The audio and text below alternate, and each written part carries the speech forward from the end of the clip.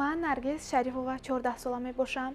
اشتراکچی آزمون فروغ صبح دانایی. من از آثار ادیبان معاصر و کلاسیک تاجیک زیاد از 80 غزل، 300 مصرع داستان و زیاد از 500 رباعی میدانم که تقریبا 400 آنها از عمر خیام می باشد. غزل استاد حافظ شیرازی. غم مخور. یوسفی گم گشته باز آید به کنعان، غم مخور. کلبه احزان شود روز گلستان، غم مخور. ای دل غم دیده هوت به شود دل بد مکن، وین سر شوریده باز آید به سامان، غم مخور. گر بهار عمر باشد باز بر طرف چمن، چتر گل در سر کشی ای مرغ خوشخوان، غم مخور. دور گردون گر دو روزه بر مراد ما نرفت، دایما یکسان نماند حال دوران، غم مخور. آن مشو نومید چون واقف نه اسیر غیب، باشد اندر پرده بازی های پنهان، غم مخور. گرچه منزل بس خطرناک است و مقصد بس بعید، هیچ راهی نیست کن را نیست پایان، غم مخور. حافظا در کنج فقر و خلوت شب‌های تار، تا بود ورد دعا و درس قرآن، غم مخور.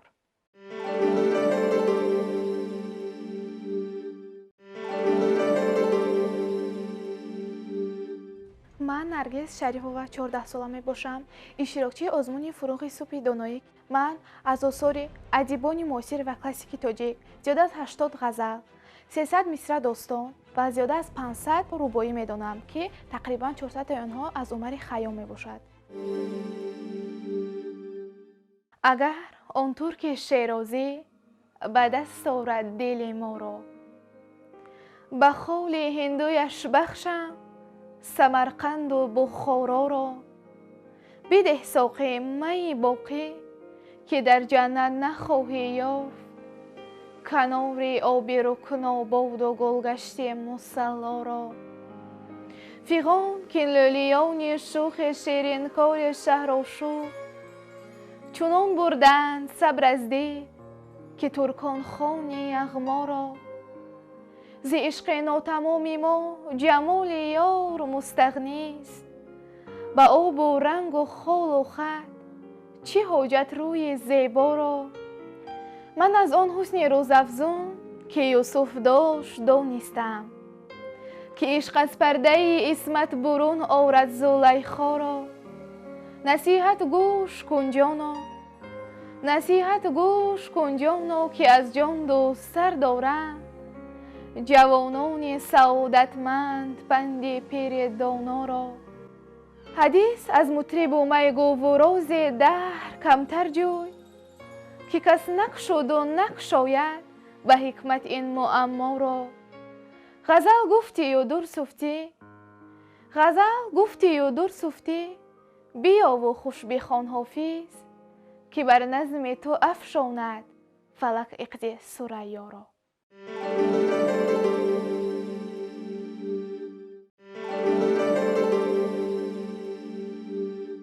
من نرگس شریفova 14 سالمه باشم.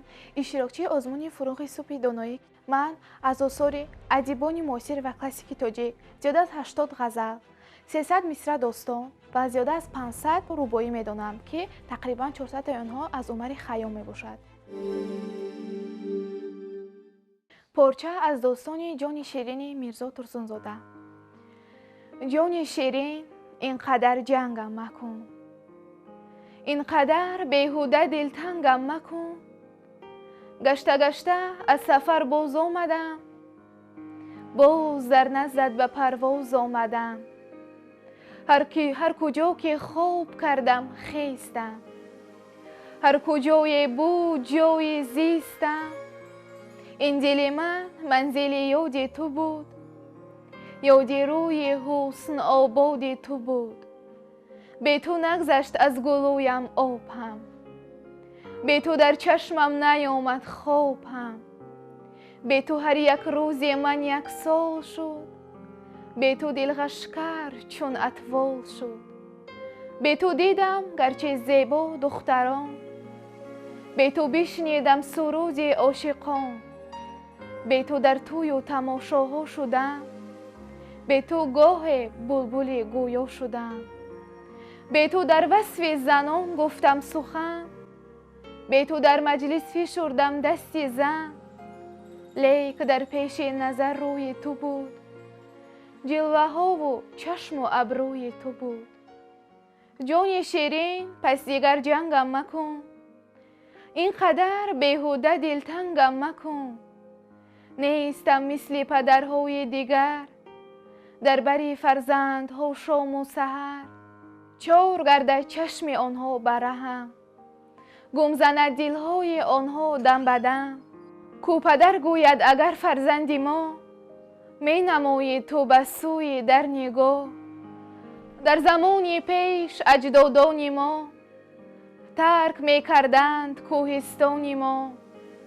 بخت می جستند از بیچارگی، مرده می رفتند در آوارگی. ما ولی از آن غریبان نیستیم، در سراغ بخت سرسان نیستیم. بخت را با مهنتی آزادی خویش، کرد انسانی سویتی پروریش. ما سفر داریم با امر وطن، با سپارش های خلق خویشتن. دوستی را جستجو داریم ما، از امانی گفتگو داریم ما. خلق ها را زندگی القا کنیم، مهر دل را هدیه بر آنها کنیم. آدمان از دوستی یابند بخت، دشمنی آورد به مردم روز سخت.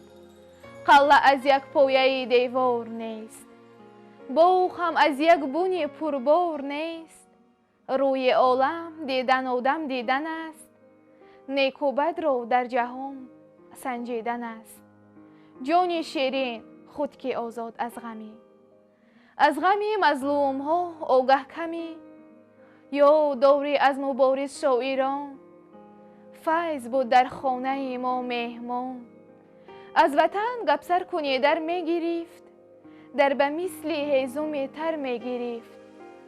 بیشتر گرچه خاموش می نشست، گرچه کمتر سوی نان می برد دست. دیگران را گرچه او می کرد گوش، می کشید آن گرچه تم و کو خموش.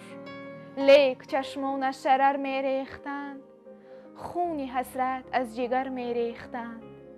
پیچ و تابش مثل موج آب بود، آبهای نوحه پنجاب بود.